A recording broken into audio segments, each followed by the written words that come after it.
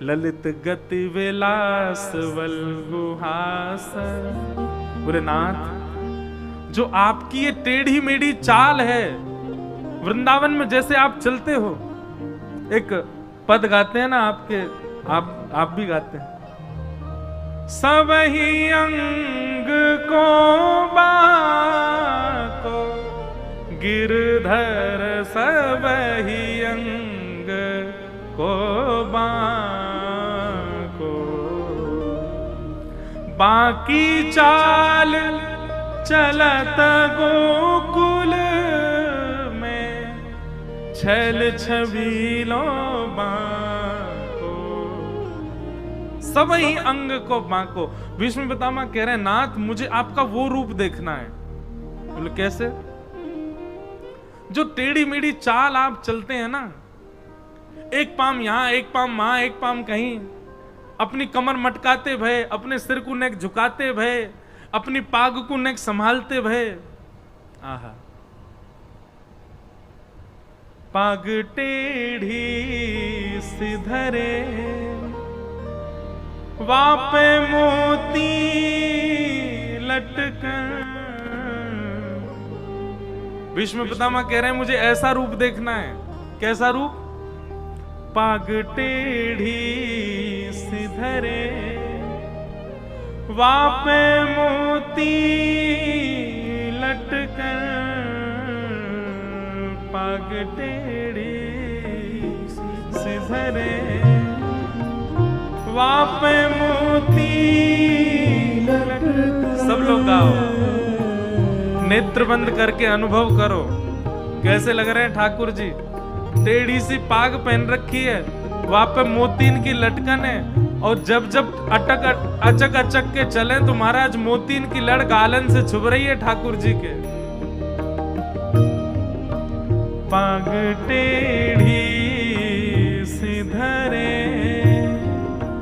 वापे मोती लटकन, पाग टेढ़ी सिधरे, वापे मोती लटकन, डोले ब्रज कुंजों में,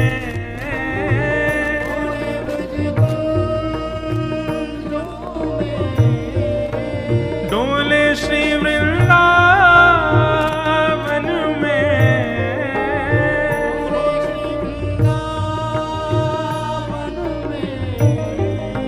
झूम के राधा रमन,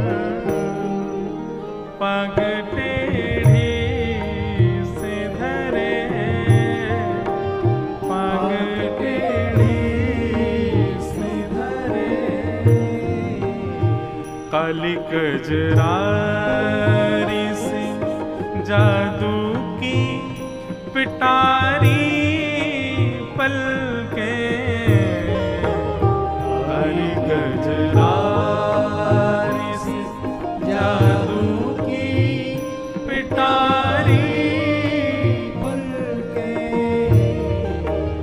उनमें मदहोशी भरे,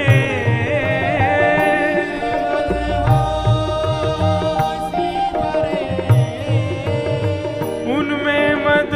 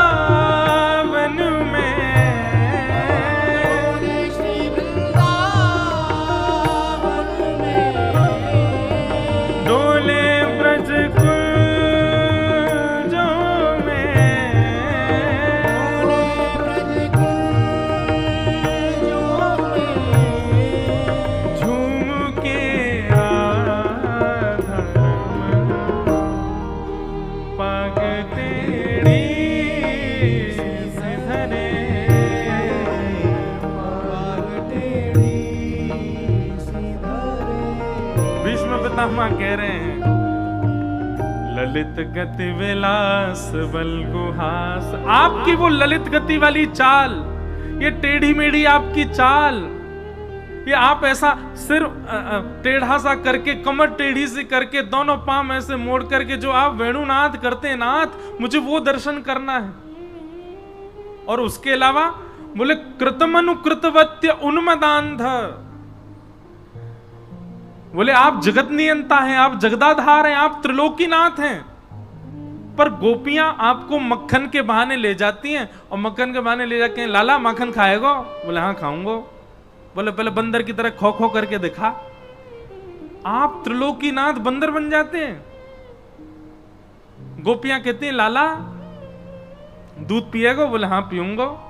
बोले पहले नृत्य करके दिखा, तो आप नृत्य करने लग जाते हैं। वो कृतमनु कृतवत्य उन्मदांध प्रकृति मगन किल यस्य गोपवध्व, उन गोपियों की बात मान करके आप अपने प्रभुता छोड़ करके नाथ इस प्रकार उनके कही गई उनकी मन की भावना को आप कृत्य करने लग जाते हैं। मुझे वो रूप आपका देखना है। भगवान भीष्म पितामह से कह रहे हैं वाकई यहां तो ब्रज में आना पड़ेगा। तो मानो अपनी स्तुति के विश्राम सत्र में श्री भीष्म पितामह ब्रज को याद कर रहे हैं, ताकि अगला जन्म मेरो ब्रज में जाए, मैं भी ऐसे दर्शन करूं ठाकुर जी के। बोलो वृंदावन बिहारी लाल की जय। अभी तो एक ही श्लोक सुनो, ऐसे भीष्म पितामह के 14-15 श्लोक हैं, अद्भुत स्तुति है। सबको प्रणाम मात्र करते हैं। आगे बंधुओं, वही बालक जिसकी भगवान ने गर्भ में जाकर के रक्षा की, उनका जन्म हुआ, नाम उनका परीक्षित रखा गया। ब्राह्मणों ने आकर के परीक्षित जी की जन्मपत्री बनाई और सारे उनके गुण बताए, लेकिन युधिष्ठिर जी के पूछने पर ब्राह्मणों ने यह भी बता दिया, तक्षकात आत्मनो मृत्युम द्विज पुत्रोपसर्जत प्रपच्यत उपश्रुत्य मुक्त संग पदम हरे। तक्षक सर्प के डंसन से आपके इस बालक की मृत्यु होगी। इस बात को सुनकर के थोड़े घबरा गए। अर्जुन बहुत महीने बाद लौट करके द्वारिका से आए।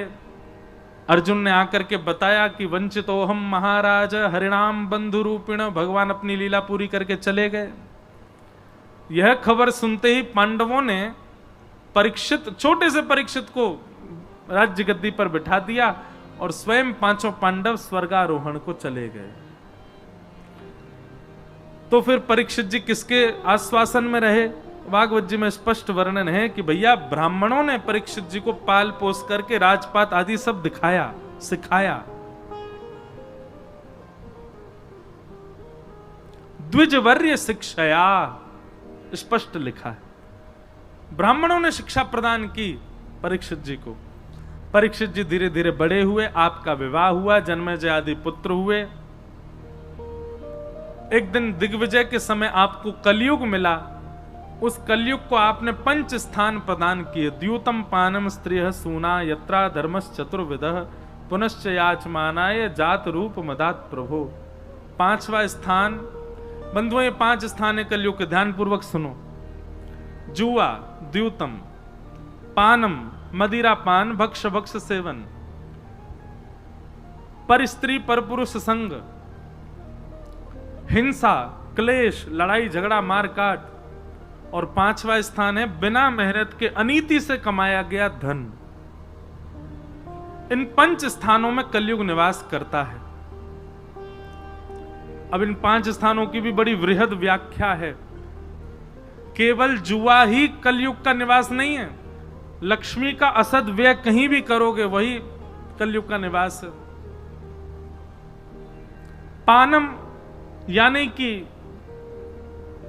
जिस किसी भी वस्तु के सेवन को आप ठाकुर जी के भोग में प्रस्तुत नहीं करते, वो आपके सेवन में भी नहीं आनी चाहिए। उन सबसे कलयुग का प्रभाव होगा नहीं तो। भुंजते ते त्वघम पापात ये पचंत्यात्म कारणम। भगवान गीता में कहते हैं अपने लिए जो भोजन बनाते हैं और मेरा भोग नहीं लगाते, अपने स्वाद के लिए खा लेते हैं, अपना पाप खा रहे हैं।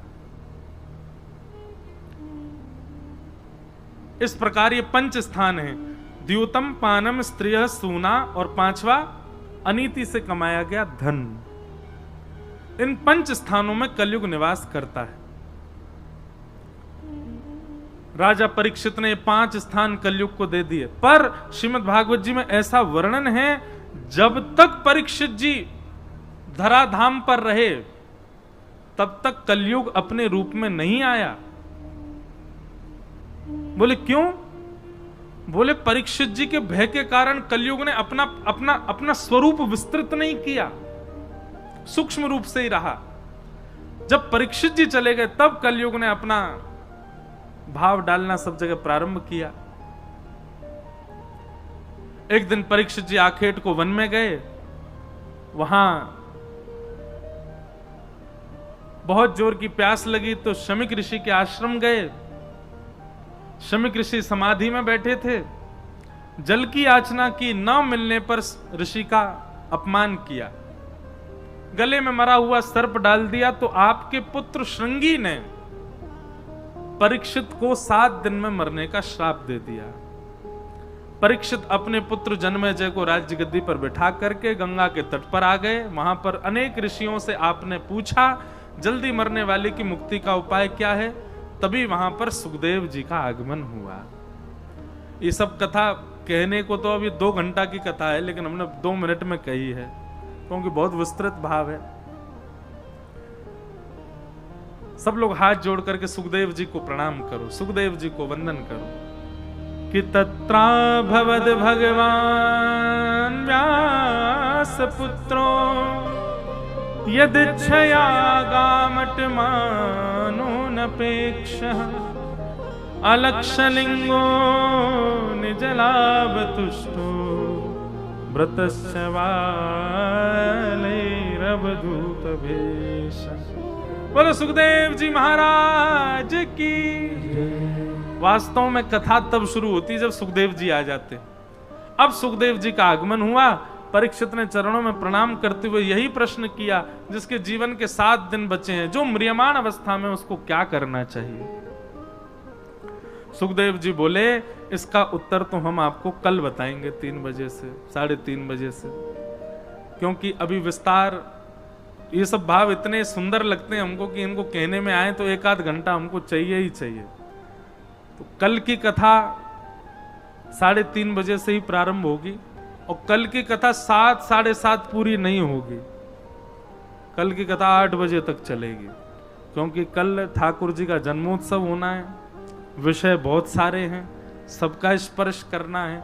इसलिए कल सब लोग थोड़ा समय ध्यान पूर्वक लेकर के आइएगा साथ में।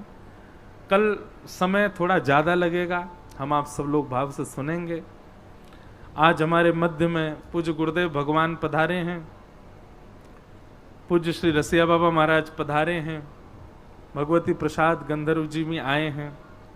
हमारा भाव है अभी हम वृंदावन रसामृत पद गाएंगे, पर उस पद को अगर हमने अभी गा दिया तो आप सब उठ के खड़े हो जाओगे, फिर जाने लगोगे। इसलिए पहले महापुरुषों के 2-2 मिनट की कुछ वचनामृत श्रवण कर लें, उसके बाद फिर वृंदावन रसामृत पद गाएंगे और फिर भागवत जी की आरती करके आज के विषय को विश्राम देंगे।